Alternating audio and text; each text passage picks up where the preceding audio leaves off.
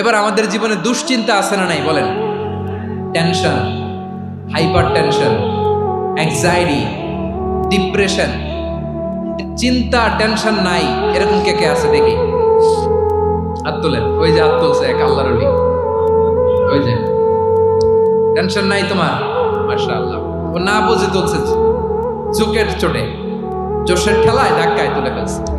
সবার জীবনে টেনশন আছে না নাই? এই দুশ্চিন্তা, পেরেশানি, মারাত্মক পেরেশানি থেকে মুক্তি পাওয়ার জন্য বিষ্ণু ইসলাম দুটো দোয়া পড়তেন। কয়টা? অনেকগুলো পড়তেন। স্পেশাল দুটো দোয়া আজকে আপনাদের শিখায় যাবো, শুনবেন না? কষ্ট হচ্ছে? সংক্ষিপ্ত মুনাজাত দিয়ে দেই। ওরে আল্লাহ, আমি তো 9:30 ক্রস করে ফেলছি মুসুদ ভাই, খেয়াল করে নেই। আরো কয়েক মিনিট, ঠিক আছে ঠিক আছে।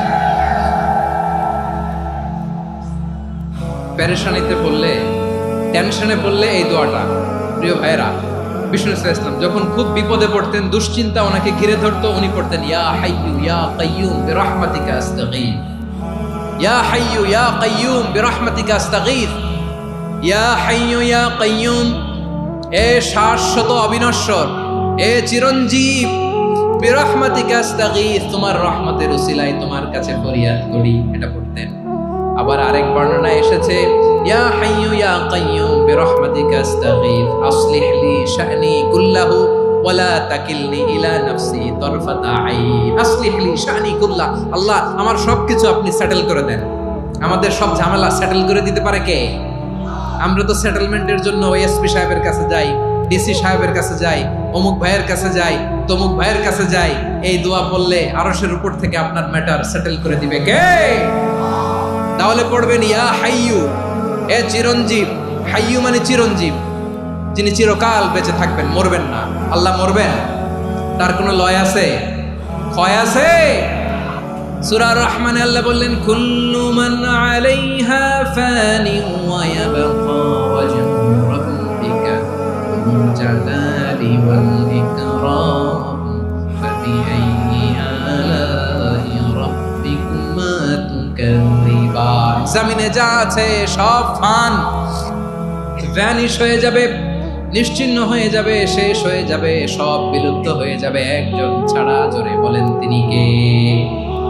ইয়া হাইয়্যু, আমার সাথে আওয়াজ করে পড়েন ইয়া হাইয়্যু ইয়া কাইয়্যুম ইয়া হাইয়্যু ইয়া কাইয়্যুম বিরহমাতিকা আস্তাগীথ আসলিহ লি শা'নি কুল্লা ওয়ালা তাকিলনি ইলা নাফসি তারফাতা আইন। এভাবে দোয়া করলে আপনাকে বিপদ মুক্ত করবে কে? এই দোয়াটা কেন পছন্দ আল্লাহর কাছে? কারণ এখানে আল্লাহর দুইটা সুন্দর নাম আছে, গুণবাচক নাম, আল হাই, আল কাইয়ুম, এই দুটো নাম আছে এখানে। আবার এই দুইটা আয়াতুল কুরসির অংশ। আয়াতুল কুরসির শুরুতে এটা আছে না নাই? হ্যাঁ, আছে না নাই? 3 নাম্বার কারণ, এটা ইসমে আজম। কোন দোয়াটা ইসমে আজম? যে দোয়া ওসিলায় দোয়া করলে আল্লাহ দোয়া ফেরায় না। অনেকগুলো মত আছে, সবচেয়ে ভ্যালিড মত হচ্ছে এটা, ইয়া হাইয়্যু ইয়া কাইয়্যুম, এর ওসিলা দিয়ে দোয়া করলে দোয়া কবুল করে কে? 2 নম্বরে বিশ্বনবী মারাত্মক বিপদে পড়লে আরেকটা দোয়া পড়তেন, আল্লাহুম্মা ইন্নী আবদুক। আগে দোয়াটা পড়ি, শুনেন। আল্লাহুম্মা ইন্নী আবদুক ওয়া ইবনু আবদিক ওয়া ইবনু আমাতিক নাসিয়াতি বিয়াদিক মাদিন ফিয়া হুকমুক আদলুন ফিয়া কাদাউক আসআলুকা বিকুল্লি ইসমিন হুয়া লাক সাম্মাইতা বিহি নাফসাক আও আনসালতাহু ফি কিতাবিক আও আল্লামতাহু আহাদাম মিন খালকিক أو استأثرت به في علم الغيب عندك أن تجعل القرآن ربيع قلبي ونور صدري وجلاء حزني وذهاب همي। سبحان الله পড়েন। বিষ্ণুই বলতেন আল্লাহুম্মা ইন্নী আবদুক, ও আল্লাহ আমি আপনার গোলাম, ওয়া ইবনু আবদিক, গোলামের ঘরের গোলাম, ওয়া ইবনু আমাতিক, বাদীর ঘরের গোলাম। মানে আল্লাহ আমি আপনার গোলাম।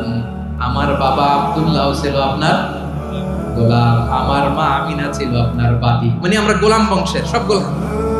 নিজের এর চেয়ে আর ছোট করে আল্লাহর কাছে উপস্থাপন করা যায় আমার ভাইরা? কথা কি বুঝতেছেন? নিজেকে এর চাইতে ছোট, নগণ্য আর তুচ্ছ করে আল্লাহর সাথে প্রেজেন্ট করা যায়? বিশ্বনবী বললেন ও আল্লাহ আমি আপনার গোলাম, গোলামের ঘরের গোলাম, দাসীর ঘরের গোলাম, নাসিয়াতি বিয়াদিক, আমার মাথার চুলের ছুটি আপনার হাতের মুঠোয়, আপনি ডানে টান দিলে আমি ডানে যেতে বাধ্য, আপনি বাঁয়ে টান দিলে বাঁয়ে যেতে বাধ্য।